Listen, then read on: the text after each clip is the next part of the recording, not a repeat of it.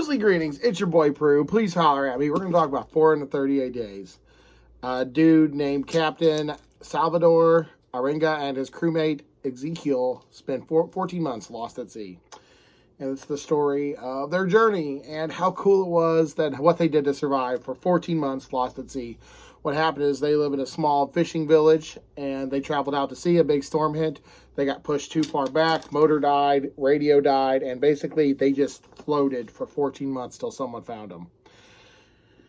I love survival stories. This reminded me of Hatchet. This was really cool. I really enjoyed this whole thing. I loved this to death. I thought this was amazing. I can't give this glowing reviews because there are parts that really drug, and there are parts that took a while to get there. Like, you're just reading about stuff they do to survive and what they ate and what they drank and how they passed the time without going crazy, because 14 months without really talking to anybody, just staring at the ocean.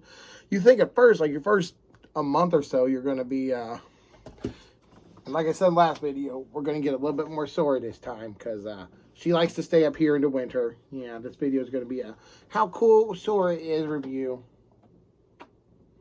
There's your people. Yeah, you'll get more subs than I will, because kitty cats are loved on YouTube. Yeah. Oh, look at this, everyone. But, oh, sorry. But this is really cool. I will say, though, like I said, though, there's a lot of the parts in this book drug, and it took a while to get there, which kind of made me feel more relatable to the story going on, because it took them 14 months to get where they're going. And there is a lot of graphic animal content and some really disgusting scenes. As you can imagine, being stuck at sea for 14 months, you're going to have to eat and drink some pretty vile things. Raw fish, raw sea life, the blood of raw sea life, your own urine. I know that's disgusting, but you're stuck at sea. They had some bottles they found from that big storm that they used to collect rainwater. And whatever things they could use to store water, they would drink fresh rainwater. Whenever there wasn't that, they would resort to more vile options.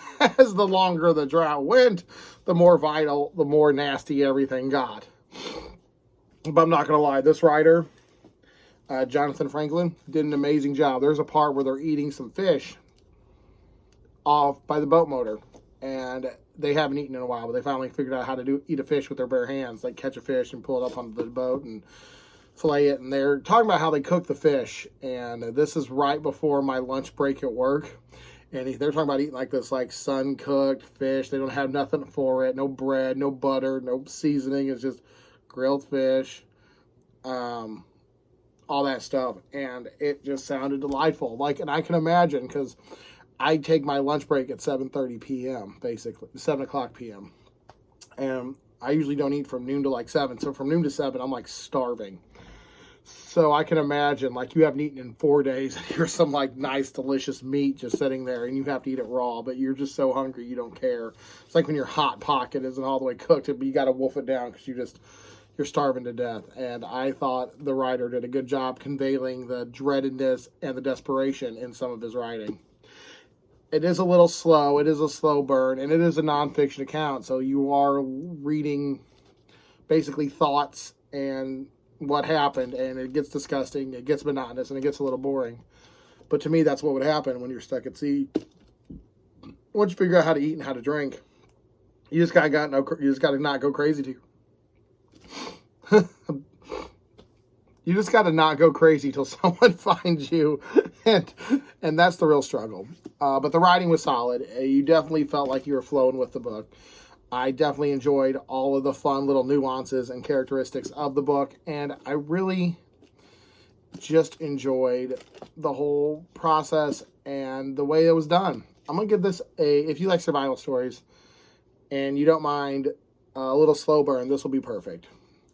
438, John Franklin. I really enjoyed it. I can't give it a, oh my God, this blew me away. This just completely fucking ravaged me completely. But I will say that this was this was pretty cool. And honestly, it's only like 250 pages, and a lot of the paragraphs are short, or a lot of the chapters are short. So you can really cut that down to 200 pages. So you can read this in just a day sitting by the pool. I read this in 2 days over Christmas, and it's been really nice. So this has been your boy Prue. Thanks for watching. Stay creepy.